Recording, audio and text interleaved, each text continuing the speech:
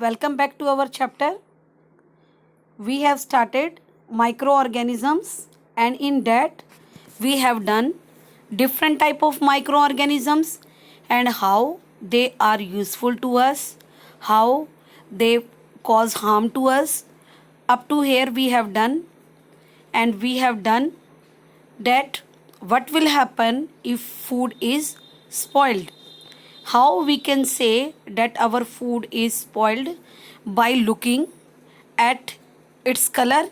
We can say by tasting, the taste will change if any food is not fit for eating. And odor means smell. The foul or bad smell start coming when our food is not okay for eating. Okay, and we have done in our previous video that what is food preservation, the methods by which we can prevent our food from microorganism. That process is called food preservation. Preservation means to conserve anything. Okay, now methods also we have done. What were the methods? The methods were dehydration, in which we dehydrate the substance, we remove all the water content from it so that it can it can be used for a long period of time by avoiding moisture in that food material. Okay, then we have done boiling. In boiling, I have told you that if I boiled water, if in early days we don't have RO system and other filter all this, so at that time what we were using boiling method. If we boil, then many of the germs can be killed.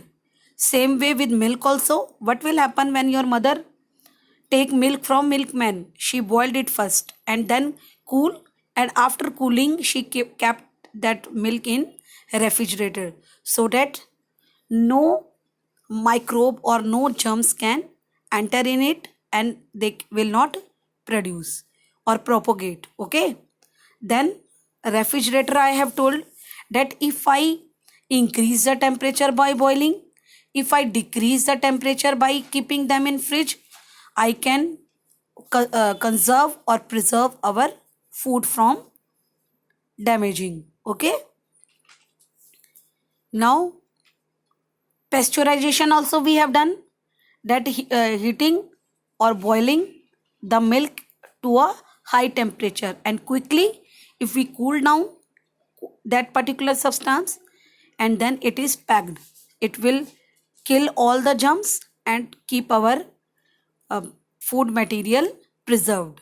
Okay, like cheese, honey, beer, wine, all these can be preserved by such type of methods. Okay, and do you know that this pasteurization is named after the scientist Louis Pasteur, who gave these methods. Okay, then by adding salt and sugar, by making pickles, by making jams, squashes, jellies, we can keep our food more preserved. And chemicals also, I have told you that if I use oil, vinegar and other chemicals like sodium benzoate and potassium metabisulfide, these will act as a preservatives and preserve our food material. And the last case which we have discussed in our previous video, that was canning. Canning means if we seal them heated to at 120 degrees Celsius to kill that or to destroy the microorganisms, and then we seal down. Seal down means we are creating a vacuum free environment in that, isn't it? So that the microbes cannot act. The dry fruit and vegetables are preserved by such type of methods, isn't it? Now come to our main topic. Up to here we have revised. If you have any problem, you may ask questions and write your queries on my personal number so that we can discuss it Okay. Now, what will happen if food is not preserved? You know that if food is not preserved, then we cannot consume it, and it will become food poisoning if we consume them. Okay, food poisoning means any food which was affected by germs, and when anyone take that food, it will give different disorders in our body, like diarrhea, vomiting, abdominal pain, isn't it? All these are the common symptoms of food poisoning. Symptoms means they are the sign, isn't it?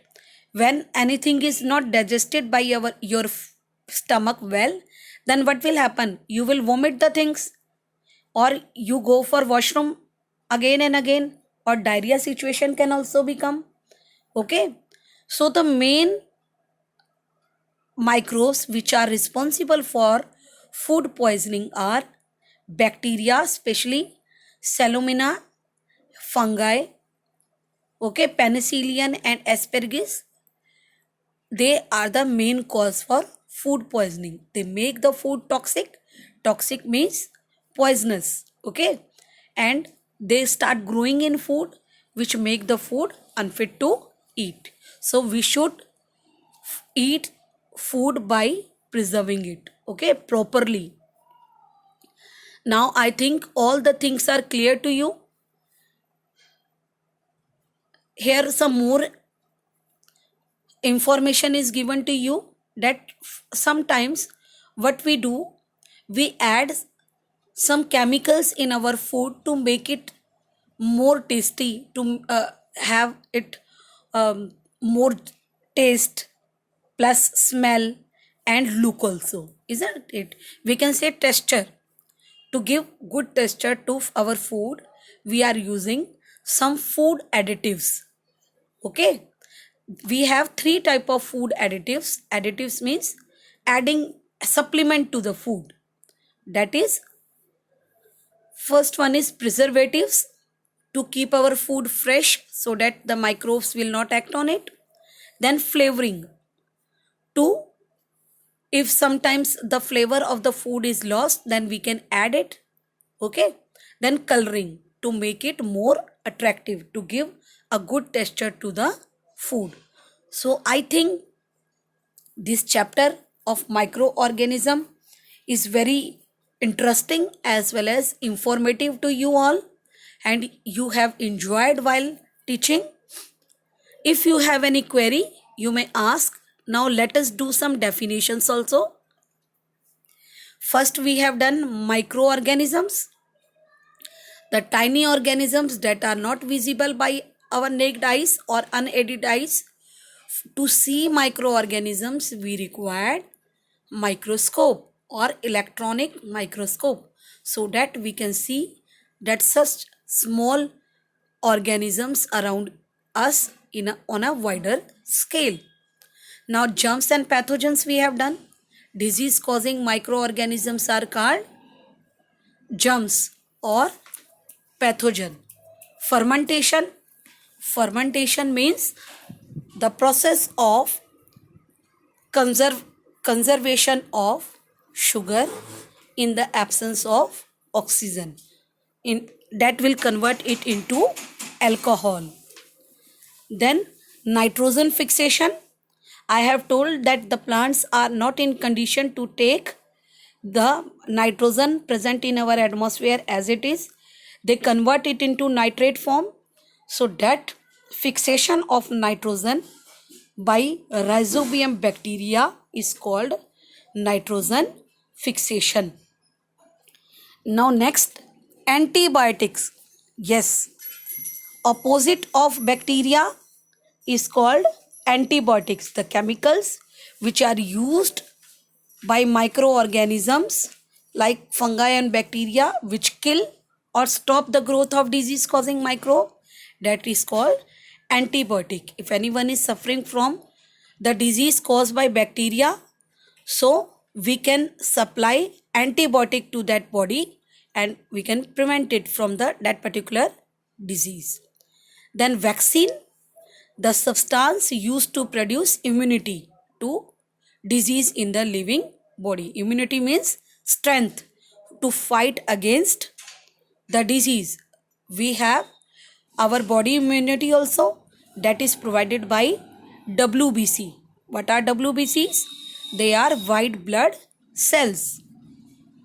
Then food preservation we have done, and dehydration in this video only we have done.